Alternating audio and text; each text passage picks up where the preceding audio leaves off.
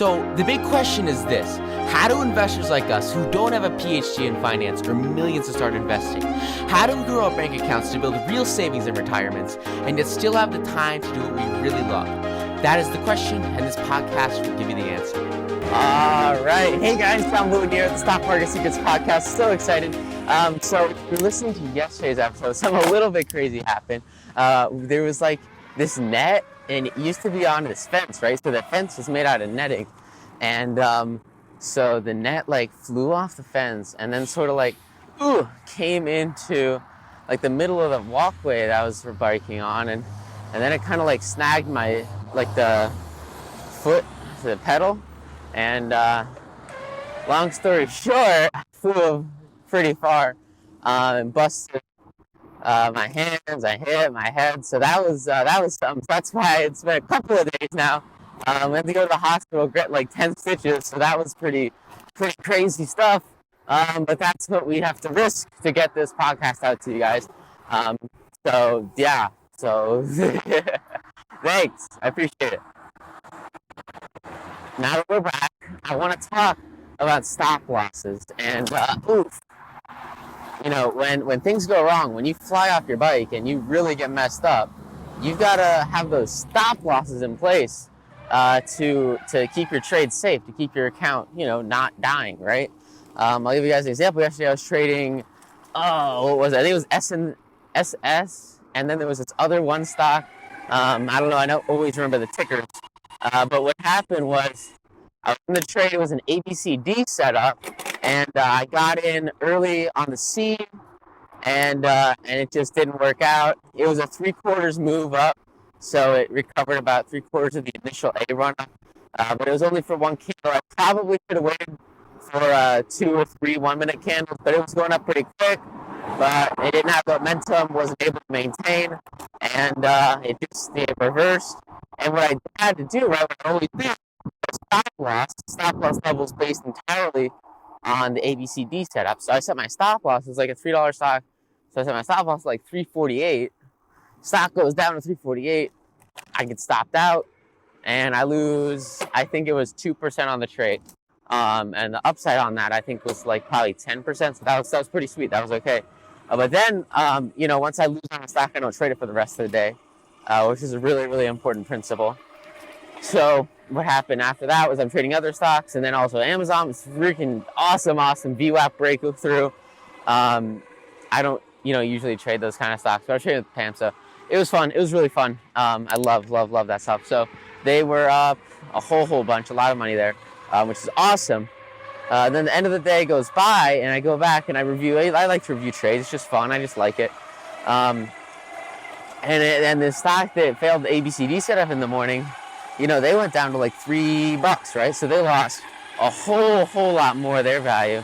And I realized, like, if you were in that trade, you know, after I stopped out, I was looking at it, and like in the next half hour, the next 45 minutes, I mean, they went down another 20%, right?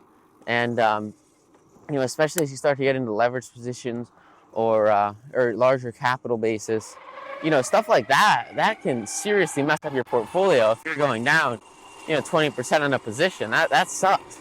That's why stop loss is just so ridiculously important, because you want to be able to have that set risk and that absolute limit on your position, so that if stuff goes wrong, you're going to be out at a certain level. And I'll do either limit stops or market stops. With day trades, it's usually market stops. But I did a limit stop yesterday, which worked out fine. Those were all good. Because the stop trigger was at 340, and then my limit was 340, or 330. Yeah, 330, and I got filled with 38. Since they'll improve your limit orders as best they can. I was trading with Robinhood, which they have questionable fills, but they're pretty solid. I love them. It's just the only thing I have set up right now. I'm opening new accounts as we speak, so that I can maybe get around a little bit of the PDT rule. So I'm excited about that. I should be able to increase the number of trades I can make a week, which would be awesome. So cool. So yeah, it was really fun because, so anyway, I'm at the spot where I was at the other day, and you can probably tell by like how long the podcast has been on, because that's sort of how long the other episode probably was, I think. And it was pretty crazy. On your left, because you're just, you bike like normal and you're going through your normal daily routine, and then this net just pops out of nowhere, and I'm on my face and in the hospital for like 6 hours, and I was like, whoa, like that kind of sucks, man. And I'm still feeling a little bit of the road rash, but most of the serious injuries have gone away, which is great. But it makes you really, be a little more careful and understand that you've got to understand the downside, right? So I have to understand the risks with the stuff I do, so that I can put, that barrier, that stop loss in place that's going to limit the downside, minimize the potential impact of anything that happens, so that I don't get messed up. Whoa, this is pretty freaking weird. Oh, there's the net. I thought they moved it. They didn't move it. I don't know how that thing got in there. Anyway, so please on your day trades, right? You gotta have those stop losses in place. Like, that's the first thing I'll do. Usually order entry, you've got to get in pretty quick for most of these trades. And I'll tell you what, I know a really good example. That trade on Amazon, I was like a 20 grand trade for the day. And it was a VWAP crossover, right? So it's going to cross through that VWAP pretty freaking quickly. So it breaks through, and we're trying to get in. But what happens was she had a slower order entry, right? So she's trying to figure out a limit price to buy instead of a market buy at the VWAP crossover point, which is good. It's not a huge deal. You don't want to, try to go too crazy, but you also have to understand that stuff moves quickly. And then once it gets past a certain point, like 10% up, or 10 ticks, which is just a different game with larger stocks, which is what she trades, but totally cool stuff. You don't want to like look like you're running after something if there might be a chance that there's like actually nothing there, because that can be a serious problem, and then you get messed up on a trade. And especially if it's going to move quickly, you got to have time to set that stop loss, so that whatever you do, you have that set downside and you understand the upside with it, right? So the VWAP crossover is a little bit different because the upside is a little bit less certain. So you aren't 100% sure on how high something can go. It's just going to keep pouncing and going through those Bollinger Bands until the price finds a top. And for Amazon, bigger stock, right? So they didn't find a top until like 340, 350. I mean, end of the day, right? End of the day, and they went up. And percentage-wise, it's not huge, but for the stuff she trades, it was really, really big. So, yeah, you just gotta understand what you're trading and get in it quickly, right? So a market order usually sucks, right? Usually, if you guys don't know, right? I think this is like chapter 19 of the book, but like basically, there's a bid and the ask, right? So the people bid and they bid lower. People are selling, they are on the ask, and they sell higher. With a market buy, I mean, if you're buying from the people that are already selling. So you're going to buy at the higher price if you just have a market order, which is okay sometimes. But usually it means a couple percentage points of slippage or a couple decimal points of slippage, just a little bit of slippage, which kind of, isn't very good in the long term, because you're going to get a worse percent return across your whole portfolio if all you use are market orders, right? Because market orders are going to feel you just a little bit worse than you would have been filled with a limit order based on the bid or the ask, depending on when you're buying or selling. So if you're buying, you would buy on the bid. If you're selling, you'd sell on the ask. And as long as you're in a liquid marketplace, you're going to get filled. And you're going to get filled at a fractionally better price than what you would get if you, otherwise just put in a market order and said, hey, just buy this stock without specifying a price that you want to buy it at. And even if you specify a dumb price, they're going to give you the best price possible. But you will be put in that market book, right? So you're going to be an active market participant based on, you being somebody that actually creates liquidity in the marketplace, by putting in that order. And now someone else, if they push market sell, you're going to get filled. They're going to get an instant sell on their position, which is super, super cool.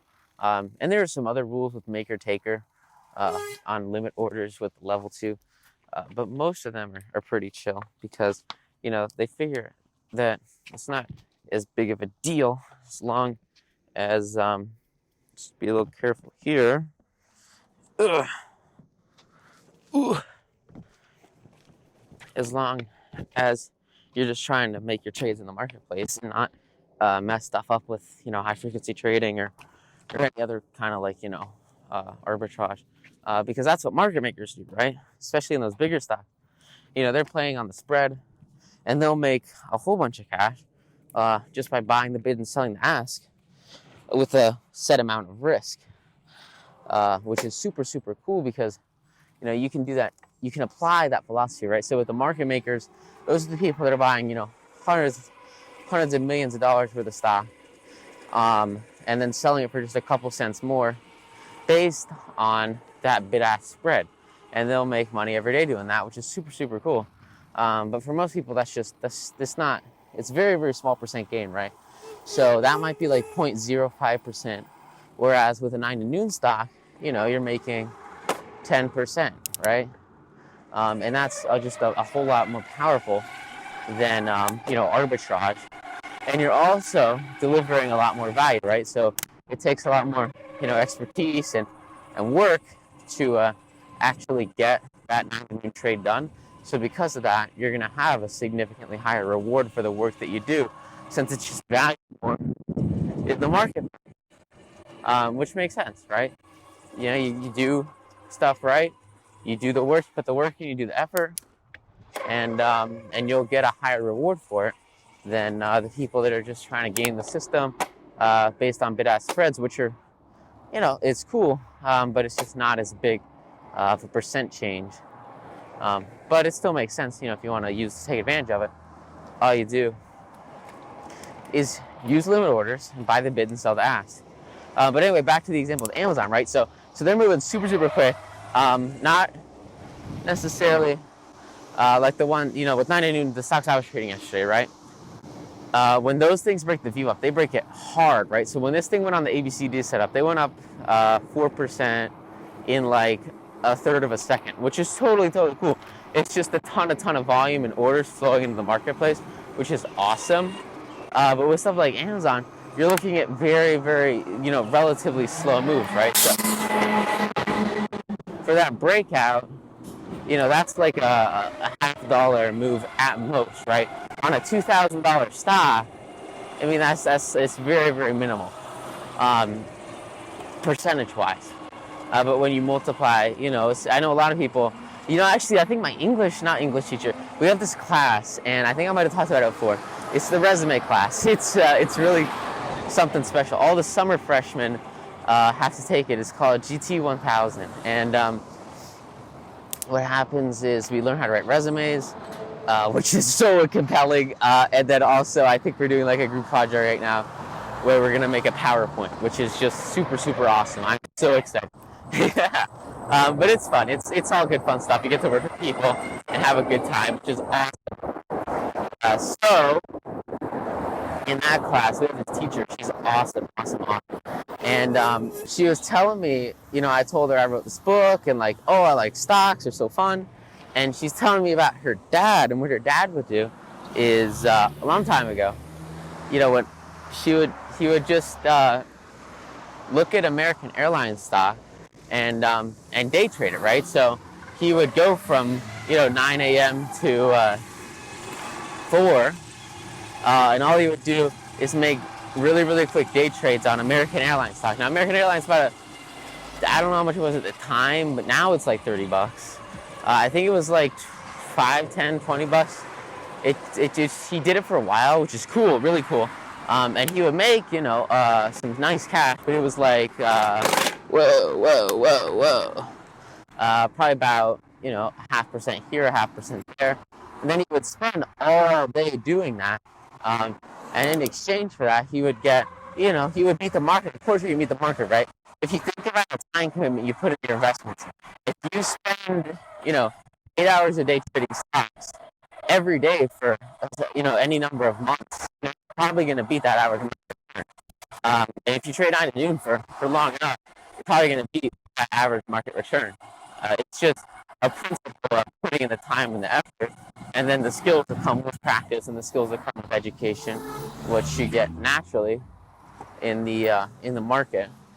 So anyway, he would trade American Airlines stock, which is not really a it's kind of like Amazon, right? It's it's just a normal stock, but like all stocks, right? They have fluctuations in the marketplace. And those fluctuations, he was gaming it off support resistance, right? So when we talk about in like chapter, I think 24, the supports and resistances, that was all he would trade, which is super, super cool. Very, very, valid thing to do. Very, very easy to time, based, essentially on maximum trend lines and minimum trend lines, taking into account consolidation where the price just kind of goes sideways for a second, which is super, super cool stuff, because that's in trading opportunities that are just completely based on technical analysis, and that works well, right? Support resistance lines alone, those they've made a whole bunch of cash to that. Technical analysis is just invaluable. It's so amazing to see that as financial education out there, which is awesome. So you would buy the lows, right, and then sell the highs, and then short the highs, buy the lows, which is super, super cool. You would do that all day, right? And it was like super. I was kind of jealous. I was like, wow, I really wish I could trade stocks all day. But then I thought about like what he was doing, right?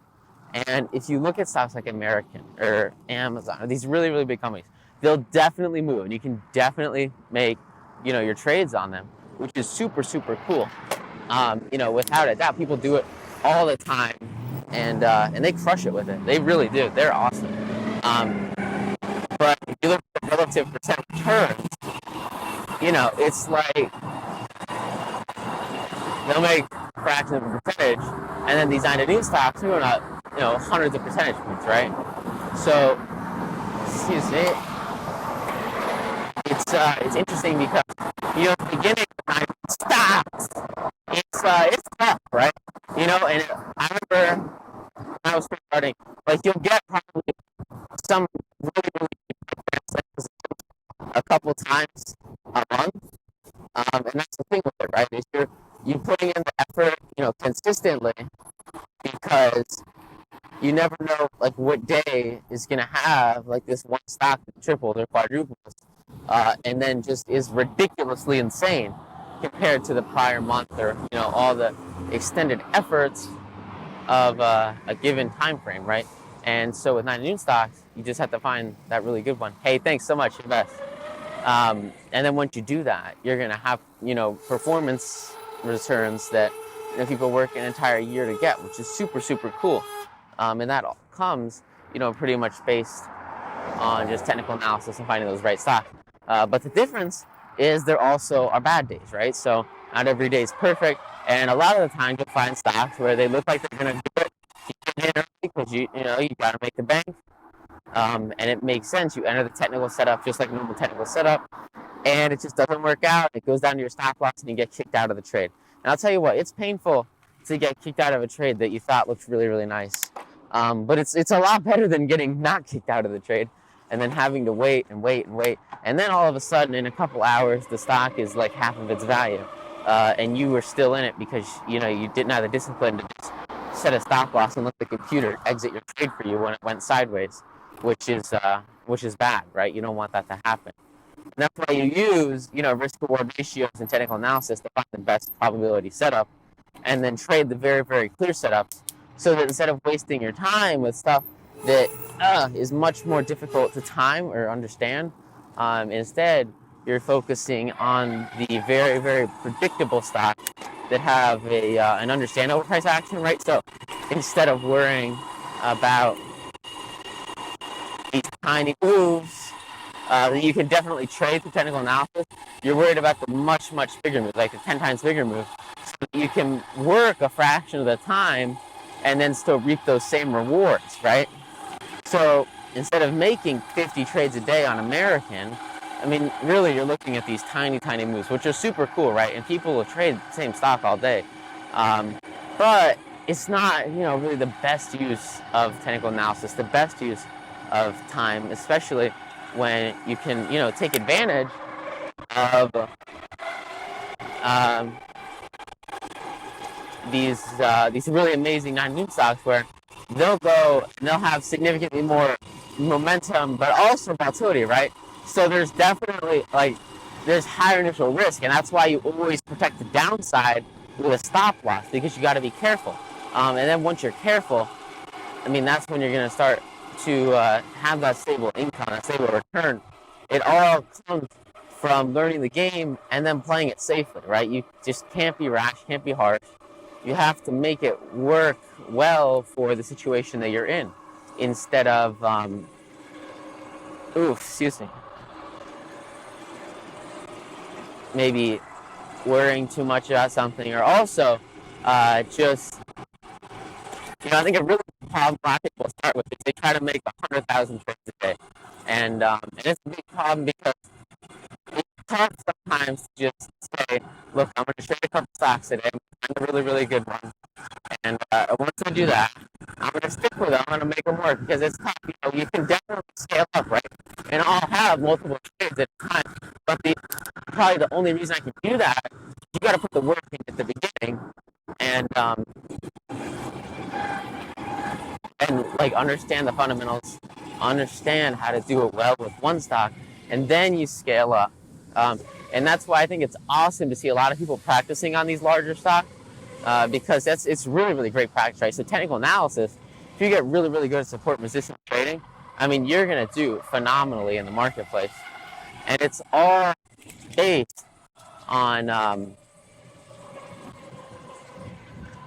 that same underlying principle, those same indicators, the same setup, same trend lines. And it's super cool to practice on big stocks, but where you're really going to find that transition into significantly higher gains is in those 9 at noon stocks. So it's really interesting. It's a nice alternative, I think, to paper trading, which is where you use fake money and you have fake volume. I did that for a while, but it's very, very bad because you have fake market volume, right? And so you don't get actual solid fill prices. And when you get bad fills, and bad fill is based on the algorithm. It's not necessarily the algorithm's fault.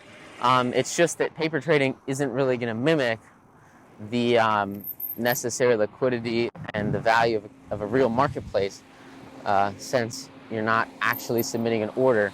You don't really see your stuff get filled. And if you're just using fake numbers in your head, then you're not going through the process. And the process is the biggest part, because once you master the process, that is when you start to crush it, because you have a fundamental understanding of the work that you do. You can use that as a lever to kind of leverage yourself, so that once you get out there and actually do it, now you're going to build these real skills that have this massive impact, because you're able to have outperforming returns. And then once you can beat the normal returns for maybe a bigger stock, then you transition into more volatile, smaller 9 at noon stock. And you use those with very strong discipline and stop losses as a way to, get out there, crush it, and then produce the results that are just much better. It's really, really cool and powerful stuff. And it all comes down, I fell off my bike, hit my face, it really freaking hurt. Wouldn't have hurt if I was back home, I went home every freaking day, except for that one day I forgot. It was the stupidest thing I did. And it cost me big, right? It really messed up my face. Probably a scar, I don't know, we'll see. And I mean, it's just not a very good experience. And that happened because I went away from my principles, right? So I had spent years and years, right? Everyone grows up on a bike, you learn how to bike, you gotta wear your helmet, and you gotta stick with those rules and understand yourself, because the last thing you want to do is to move away from your principles, move away from your rules. Because if you move away from your rules, normally you can fall on your face, you'll be good. You have a stop loss, you're okay. But if you don't set that stop loss, if you don't stick to those rules, all of a sudden your portfolio is down 20%, and that is a really, really bad place to be. So hey, I hope you guys got some insanely valuable principles out of this. You have an amazing, amazing day. Get out there, trade stocks, and crush it. All right, thanks. See ya. Bye. Want more stock market secrets? If so, go get your free copy of my best-selling book, 9 to Noon. can get your free copy plus $11,176 of unannounced bonuses it took me years to uncover completely for free at 90noonsecrets.com. Inside 90 Noon, you'll find the top 38 secrets you can use to double your portfolio every 2 years and make upwards of 10% per trade daily.